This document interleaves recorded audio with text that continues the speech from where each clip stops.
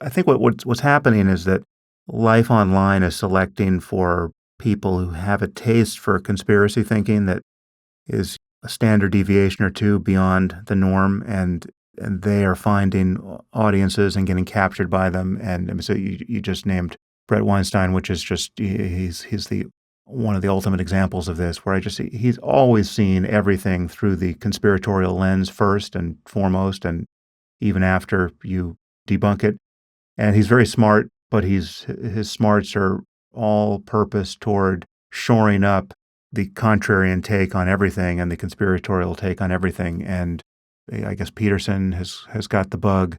First of all, I just don't have that particular virus working in my brain. And if anything, I'm slow to believe real conspiracies. So on that level, it's sort of a characterological just fact about a person that they see the world in that way. I mean, there's so much wrong with conspiracy thinking generically that it's just so easy to observe, and it's just amazing to me that smart people fall so readily into it. But it's also true that occasionally the conspiracies are real, and if you're saying yes to all of them as quickly as possible, then yes, you'll be one of the first people to catch the real ones.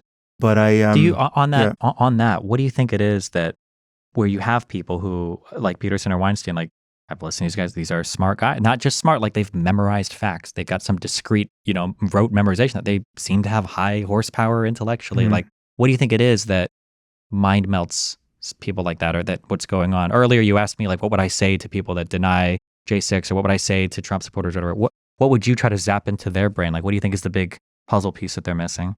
Well, I think emotion is doing a lot of work that is unrecognized by people like this. I mean, that like the way certain ideas feel and the way they want to feel about the world and themselves.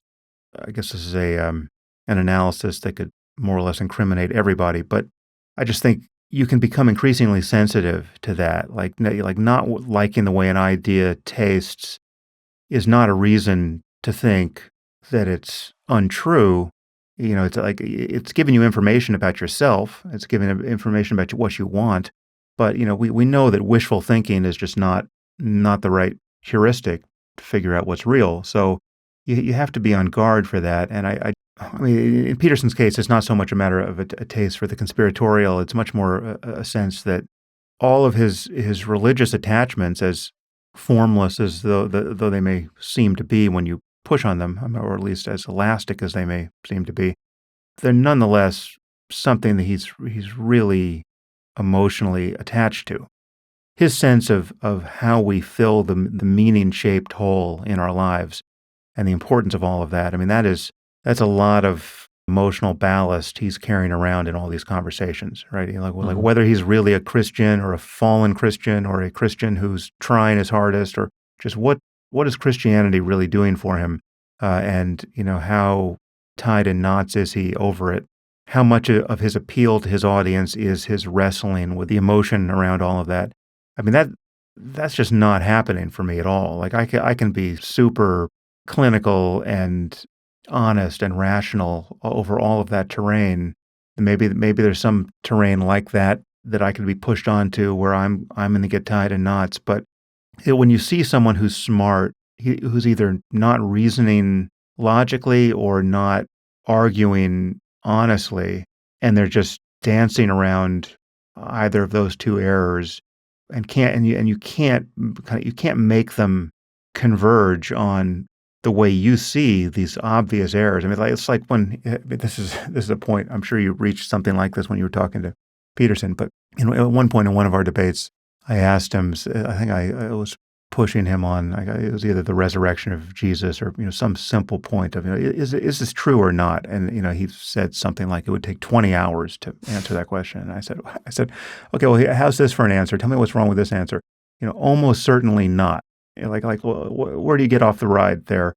And it's an obvious dodge. And I mean, the amazing thing is he has an audience. I mean, this is another asymmetry you run into in these conversations. I would imagine your audience is similar to mine in that my audience would never accept an answer like that, and yet his does, right? So it's just a completely different situation rhetorically. And like we had these public debates we did these live events when his star was really rising, and so we had like 9,000 people at one of these events, the O2 Arena or Arena 3 in Dublin, and or the O2 Arena in London, and 4,000 of the people were there to see me, and 5,000 were there to see him at this point. And so you would hear the segmentation of the audience as we would each make our points.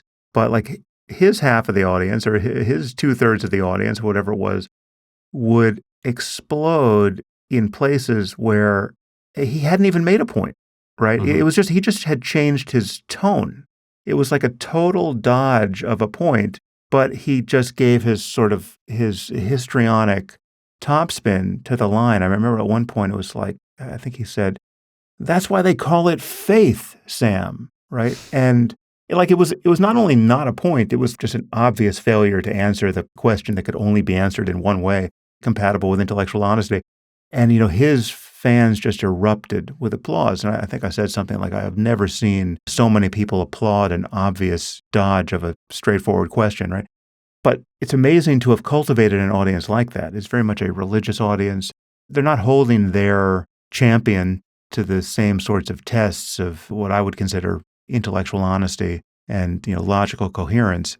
And that obviously explains a lot of what's happened has always happened in our politics, right? It's much more about just being on team red or team blue and showing your loyalty for so many millions of people. It's just not about reasoning honestly about what's real.